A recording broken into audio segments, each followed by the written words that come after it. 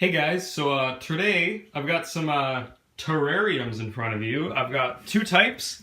The self-enclosed terrariums, which the goal is to make a self-sustaining ecosystem, and the open-top terrariums, which are primarily decorative. So I'm going to talk about basically each terrarium I own and sort of the benefits and weaknesses of both types of terrariums. Okay, let's start off with this one. This is a decorative one for sure, and it is an open-top terrarium. Now, what you can see is the idea of this one was to kind of create a sort of mountainous landscape. And you know what? I'm going to close the blinds real quick so you can see this a bit better. Okay, hopefully that's a bit better. But yeah, as you can see here, I use these rocks in the back here to kind of look like mountains. Then the smaller pebbles to look like almost gravel. Then a little hut and these patches of moss to look like hills. And then just kind of threw in the succulents to see what would happen. Now, the hens and chicks are awesome because you can water them as much as you want, and they look beautiful. And yeah, this was the one that's primarily decorative. Now, the problem with these ones generally is that your moss probably isn't going to do the best. I would recommend selecting a sort of more dry moss, more like the type I have in this unfinished terrarium here, because that way, you don't have to water it like ever. The only problem with that is it doesn't look as much like hills as I've done here. Now, I've tried to bring this moss back to life, but it's kind of worked. I mean, you can still see the green there and the green back there, but this patch is pretty much dead. But, you know, this terrarium still looks nice, so I'm probably not going to redo it for a while because I really like the shape of the particular mosses I have. Everything you see here was, well, actually, no, some of it was bought, some of it was found. The giant rocks in the back were found, and the moss was found, but overall, yeah. This is just, you know, the general kind of decorative terrarium you would see. Now, the next one we have is just a little succulent, like little pot. I don't even know if you can really call this a terrarium. It's just a few succulents in a little bowl, not a bowl, a little mason jar. What I would normally recommend doing for one of these is getting a slightly bigger bowl, preferably one like this one, or even bigger, and just filling it with a bunch of different types of succulents and some like drier types of moss. Could look really nice. This is just a very simple one. This one is another decorative open top one. I've got my moss in here and a few little rocks. This one isn't anything special. I think it looks kind of cute and it looks nice when it's watered. Finally, we have this one, which is more, I guess you could say experimental.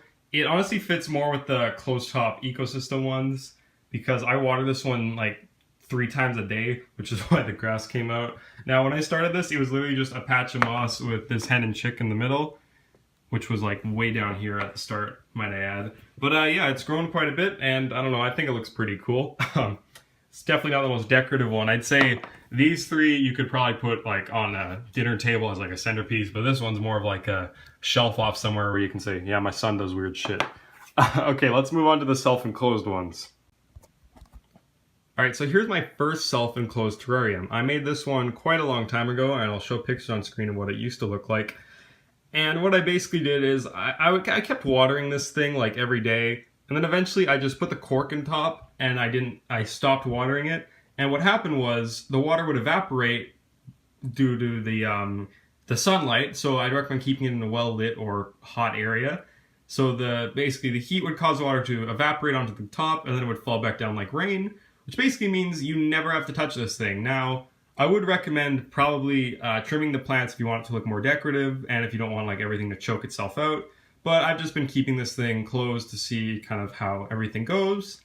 And yeah, hopefully this thing keeps on thriving because it's really cool. This next one was a revamp of a previous one I had, which was positioned, you know, upright. I don't want to turn it because everything will fall. But that one failed because I kept it open too much and it ended up killing all the moss. So again, I like to keep these things closed. I've got a nice plant in here that I found outside. That's kind of the goal with most of these, is I like to only use materials I found outside. Like other than rocks, obviously, but like dirt and like the plants are generally just stuff I found out in the forest or out in the backyard. And the final term we have is one that, if you see the picture on screen right now, was supposed to be decorative, but because it was enclosed and it was barely touched, a mold outbreak actually started. And I'll explain later when I actually build the terrarium how to avoid a mold outbreak. But yeah, so I sprayed it down with water to try to get rid of the mold, which worked, and it produced all of this grass, which I think looks really cool. The frog is kind of stupid looking, but you know, whatever. And here you can see what happens when you overwater a hen and chick. It looks okay. But yeah, those are my, that's my little collection of, here, I'll get a better shot here. That's my little collection of terrariums. So yeah, I hope you guys enjoyed my collection of terrariums. And yeah, just this, I kind of made this just to show that, you know, while I do love fish and aquariums, I do just generally love plants. And this is kind of my way of showing that.